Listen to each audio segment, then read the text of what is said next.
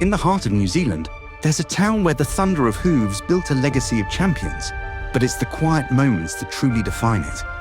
The town widely known as the equine capital of New Zealand, a place where the grass seems just a little bit greener, feeding a multi-million-dollar industry of speed and stamina. Yet this same town earned the title of New Zealand's most beautiful large town in the 2019 Keep New Zealand Beautiful Awards, a prize won not for grand monuments, but for its leafy streets and proud heritage. So, how did one small town, nestled in the lush Waikato region, manage to master two such different identities? How did it become both a global powerhouse of horse racing and a picture-perfect haven of peace? The answer is a story of rich soil, pioneering spirit, and the deep connection between people, land, and the magnificent animals they cherish. This is Cambridge.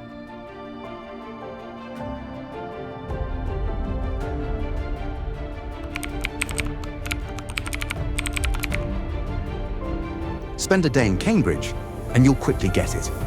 The pace of life just slows down here. The town centre itself is a haven of calm. The vibe is pure boutique village. The main streets are filled with independent shops, art galleries, and antique stores that invite a lazy wander. The cafe culture is buzzing, with locals and visitors soaking up the sun at outdoor tables, enjoying an atmosphere that's vibrant but never rushed. This relaxed lifestyle has made Cambridge a popular spot for retirees, who add to the town's strong sense of community and its well-kept, welcoming feel. But it's not all just kicking back. The Waikato River, which gracefully winds through the town, is a hub of activity. Just a few minutes away, the world-class Lake Karapiro is a hotspot for rowing, kayaking and swimming. The riverbanks and surrounding trails are perfect for walking and cycling, connecting the pristine town with the stunning rural landscape that surrounds it. Cycling also brings international athletes to the town, with a world-class velodrome also a high-performance sporting drawcard. You can't talk about Cambridge without talking about the horses. This isn't just a hobby here, it's the town's very heartbeat. Cambridge has an incredible connection to an Australian race, with a celebrated Wall of Fame in town honouring the 13 Melbourne Cup winners bred in the area. Horses like the globe-trotting Balmerino, the magnificent Mainbrace, and the celebrated mare Ethereal all have their stories etched into this town's history. This heritage isn't just tucked away on sprawling stud farms. It's right there in the town centre. As you walk the main streets, you'll find the Equine Stars Walk of Fame, a series of mosaics set into the pavement, each one honouring a legendary horse that has added to the Cambridge legacy. It's a physical reminder that the prosperity and reputation of this town were built on the backs of these incredible athletes.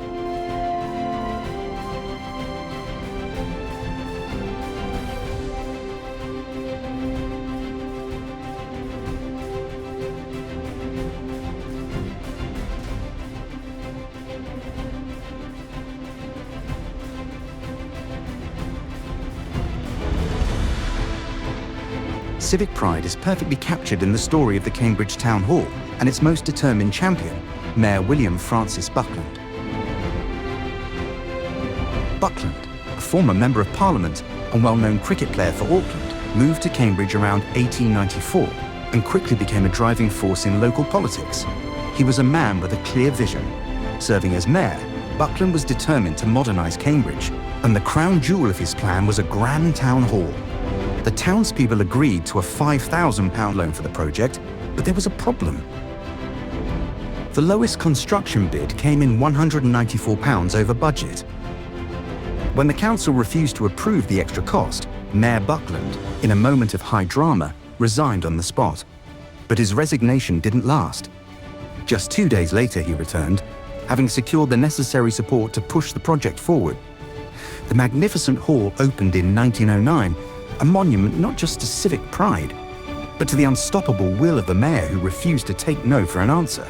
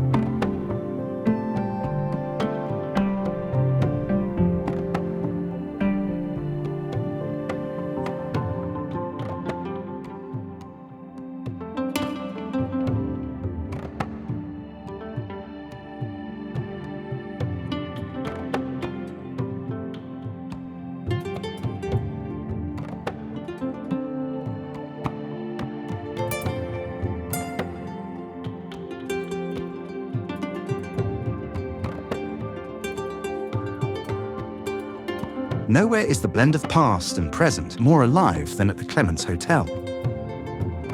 Standing proudly on Duke Street, this building was originally built as the Masonic Hotel by Archibald Clements in 1866.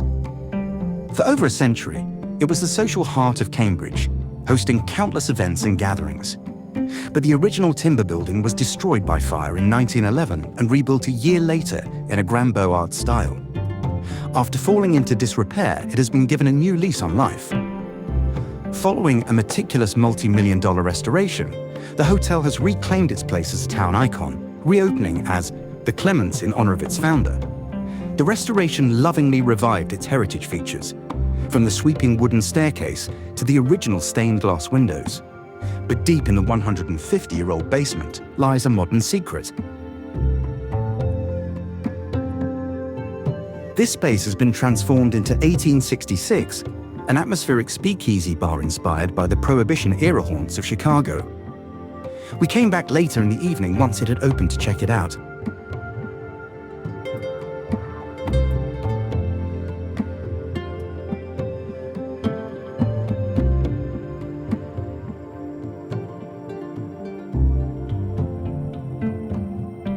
The hotel is a testament to Cambridge's ability to not just preserve its history, but to breathe new life into it.